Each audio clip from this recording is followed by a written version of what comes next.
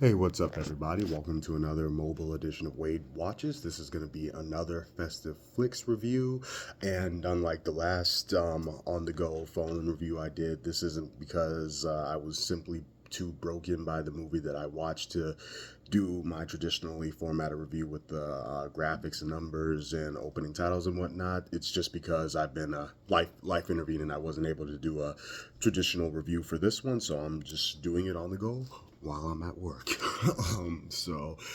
For today's festive flicks review, I'm going to be reviewing Elf, directed by Jon Favreau, starring Will Ferrell, James Caan, Zoe Deschanel, Bob Newhart, and Ed Asner. And this will be a very brief in and out one, not only because I'm at work, but my thoughts on it are very simple and brief.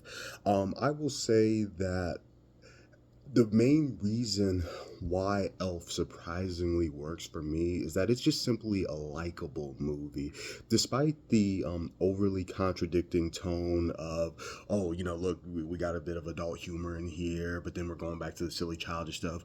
Adult humor here, childish stuff. Adult oriented humor, more childish stuff. Despite the blatantly contradicting tone that Elf does have throughout. Oh yeah, and it came out in 2003. Don't want to forget that. But despite the contradicting tone that this movie has throughout, where it goes back and forth between the more juvenile centered humor, more juvenile stuff like family friendly theme and vibe, and then we're gonna have some bit edgy stuff right here. It works just because I would definitely give credit to Will Ferrell's leading performance as Buddy the Elf. He definitely carries this movie. The sequence where he first arrives to New York City is just hysterical to me. I laugh at it every time. That's just a very hilarious sequence, and it just shows off what good comedic timing Will Ferrell has. This also happens to be my favorite Will Ferrell role ever as Buddy the Elf. He's just so naive and unintentionally annoying because he doesn't want to go out of his way to be this annoying prick, but because he's just a bit too over enthusiastic about Christmas, it just so happens. But I like how at the end of the day, his intentions are good, and he has just this massive heart full of gold. He loves giving people hugs and making people's days bright. I like that. So, like I said, it's a likable movie mainly because of Will Ferrell.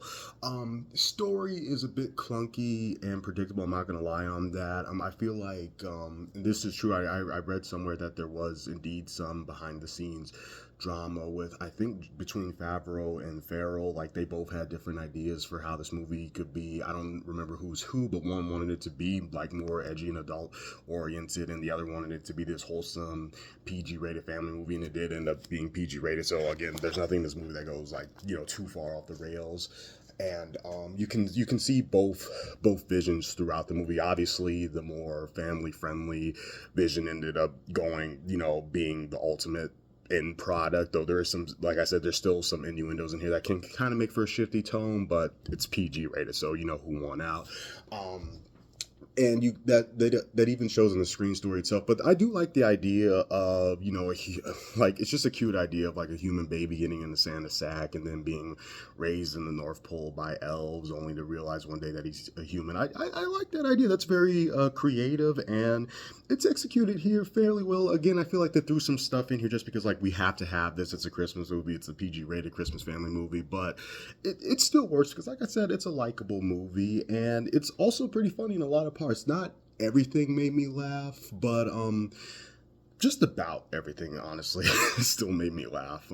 So it's a funny movie as well. So yeah, it's just a likable, funny Christmas movie. I don't think I'm as in love with it as a lot of people out there, but I'm quite nearly there. But sorry, the story, just like the story and the contradicting tone throughout, really kind of just prevents me from being this is my favorite Christmas movie of all time. Is it one of the best Christmas movies of all time?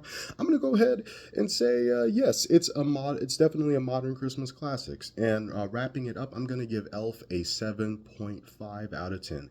Don't hate me because again, I still really enjoy this movie. I do watch it every year. Some of it's funny, but the kind of the contradictory tones and some of the plot points in the story just felt kind of forced, and like we have to have this to make to reach that family friendly to achieve that family friendly vibe.